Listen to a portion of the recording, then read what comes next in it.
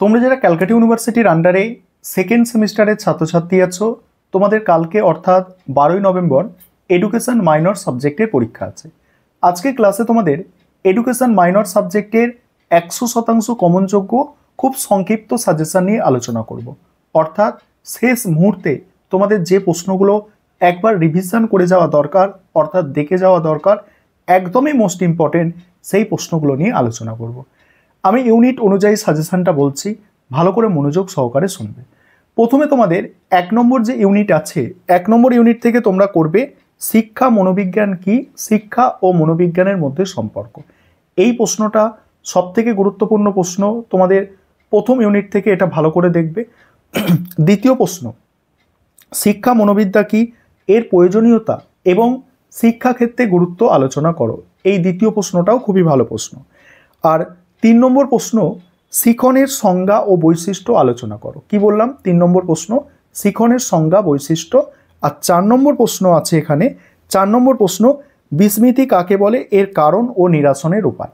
তবে তোমাদের বলবো এই ইউনিট 1 থেকে প্রথম যে 3টে প্রশ্ন তোমাদের বললাম, শিক্ষা মনোবিজ্ঞান কি, শিক্ষা মনোবিজ্ঞানের সম্পর্ক একটা প্রশ্ন, দ্বিতীয় প্রশ্ন শিক্ষা মনোবিদ্যা কি, এর প্রয়োজনীয়তা গুরুত্ব এই দ্বিতীয় প্রশ্ন, এবং শিখনের সংজ্ঞা বৈশিষ্ট্য, এই 3টি প্রশ্ন যদি করো, একটি প্রশ্ন আশা করি এখান থেকে তোমরা কমন পাবে, কারণ এই 3টি প্রশ্ন ইউনিট 1 থেকে সব থেকে গুরুত্বপূর্ণ। ঠিক আছে, তারপরে ইউনিট 1 থেকে গেল, এবার ইউনিট থেকে 10 নম্বরের প্রশ্ন যেগুলো তোমরা করবে।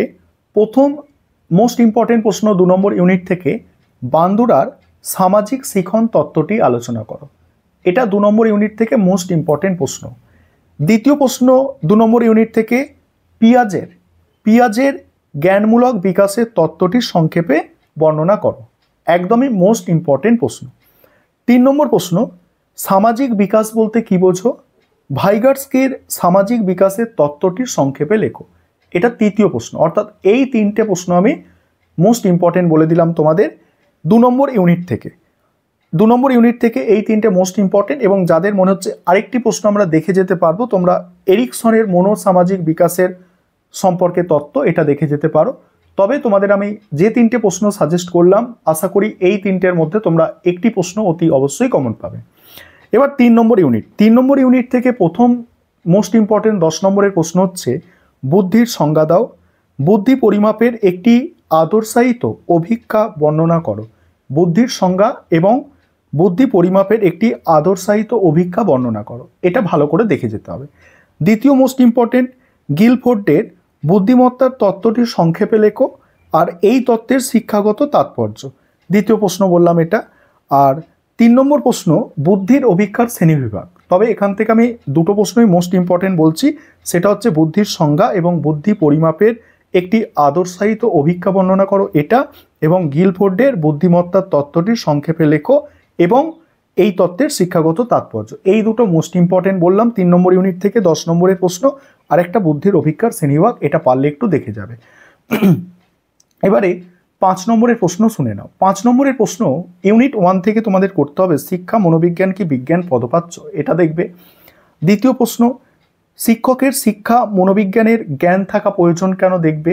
3 নম্বর প্রশ্ন, মনোবিজ্ঞানকে আচরণের বিজ্ঞান বলা হয় কেন। 4 নম্বর প্রশ্ন, শিক্ষা মনোবিজ্ঞানের মধ্যে সম্পর্ক এবং পার্থক্য, এটা একটু দেখে যাবে। এবার 2 নম্বর ইউনিট থেকে 5 নম্বরের প্রশ্ন শোনো, বান্দুরার শিখন তত্ত্ব বা জ্ঞানমূলক তত্ত্ব ব্যাখ্যা করো। দ্বিতীয় প্রশ্ন, কোহলবার্গ ও পিয়াজের নৈতিক বিকাশের পার্থক্য লেখো। 3 নম্বর প্রশ্ন, কোহলবার্গের নৈতিক বিকাশের স্তরটি ব্যাখ্যা করো। এটা গেল 2 নম্বর ইউনিট থেকে। 3 নম্বর ইউনিট থেকে সব থেকে মোস্ট ইম্পর্টেন্ট 5 নম্বরের প্রশ্ন, স্পিয়ারম্যানের দ্বি উপাদান তত্ত্ব।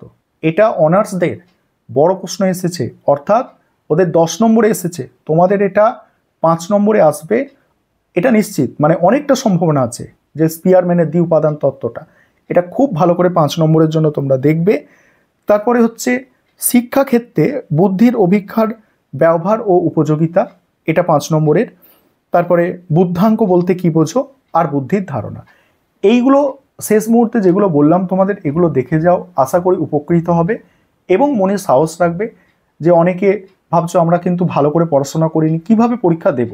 দেখো তোমাদের দুটো ইউনিটও যদি তোমরা ভালো করে যাও, বিশেষ করে 10 নম্বরের প্রশ্ন দুটো ইউনিটও তোমরা যদি ভালো করে যাও, সেখান থেকে তোমাদের কিন্তু অনেকটা তোমরা কমন পাবে এবং 5 নম্বরটা অন্তত তোমাদের এসে যাবে। দুটো ইউনিট থেকে তোমরা যদি 10 নম্বর এবং 5 নম্বরের প্রশ্নগুলো ভালো করে যাও, এবং যেগুলো আমি এসএ কিউ আগে তোমাদের আলোচনা করেছি তোমরা একটু ইউটিউবে সার্চ করে নেবে, ওই এসএ কিউগুলো একটু ভালো করে